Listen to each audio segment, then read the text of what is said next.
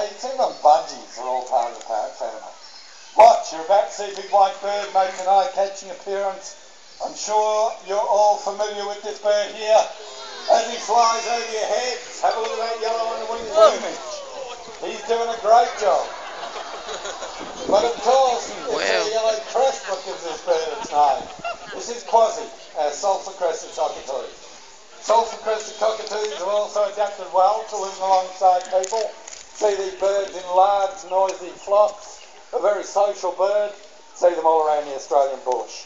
You'll see them around Hillsville, you'll see them around golf courses, parks and busy city streets. Sulphur-crested cockatoos can live longer than we do, anywhere up to 100 years.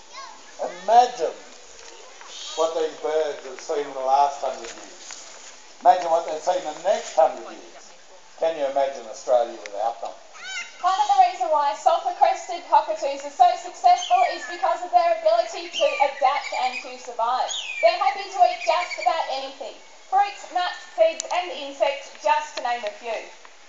We all love a success story, and it is really good to see that some birds have adapted so well to an ever-changing world.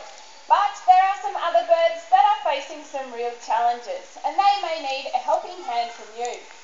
One of those birds is the Major Mitchell of a pink cockatoo. These are also stunning birds, but unfortunately